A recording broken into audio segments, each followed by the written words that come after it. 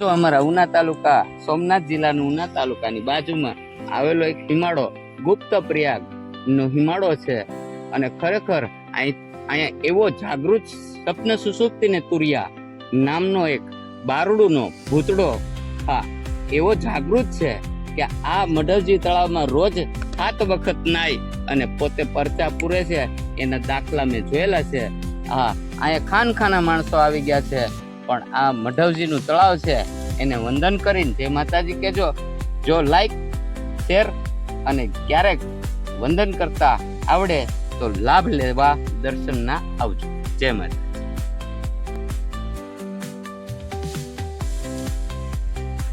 સો મિત્રો, આ એક નાનું એવું ટચુકડું અમારું ધામ છે અહીં બાજુમાં ગુપ્ત પ્રયાગ, એક ઉના તાલુકાનું ગુપ્ત પ્રયાગ નાનું એવું 1.5 કિલોમીટર દૂર છે. એ ગામની પાંજરાપુર છે એ ધામની. અહીંયા લગભગ ઓછા નામે કાંઈ નહીં તો 10 થી 15 હજાર ગાઉ વસે છે અને આના ટ્રસ્ટી બહુ મહાન છે કે જે ગાઉની સેવા કરે છે અને આપણી જેવા ભાઈબંધ મિત્ર પણ એ ગાઉની સેવા માટે અને એને વંદન કરવા માટે આપણે હજી પણ હાજર છીએ અને હંમેશાને માટે 33 કરોડ દેવ એમાં છે તો આપણે વંદન કરી જાણીએ નવા વર્ષના જય શ્રી રામ.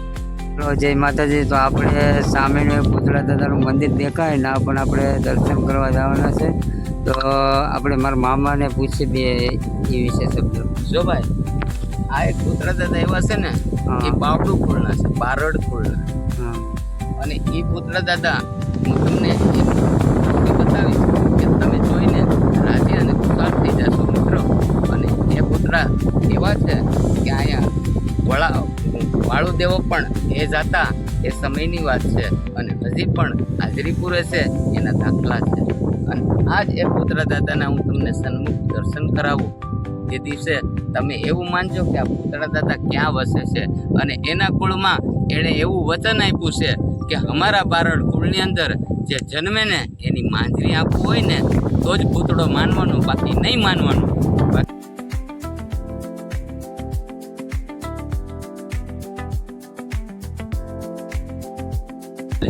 એ પૂતળો હજી સન્મુખ છે. આખા પરિવારને એનું આખું કદાચ કાંઈ નહીં ને તો 10 ખટારા ભરાય ને એવડું તો એનું પરિવાર છે. પછી ઉના તાલુકાનો આ એક ખાલી હિમાળો બતાવ્યો છે. હજી તો મારે કૃષ્ણ પાસે જવું છે કે કૃષ્ણ કોણ છે એ રસ્તો પણ હું તમને ચીંધીશ. આ મારા જેમ ઘટાય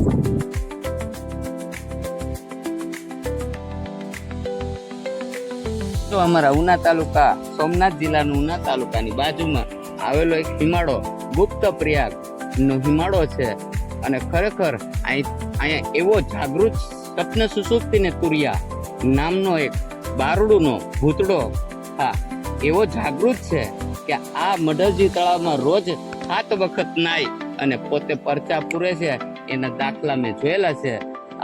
અહીંયા ખાના માણસો આવી ગયા છે પણ આ મઢવજીનું તળાવ છે એને વંદન કરીને જય માતાજી કહેજો. જો લાઈક શેર અને ક્યારેક વંદન કરતા આવડે તો લાભ લેવા દર્શનના આવજો. જય માતા.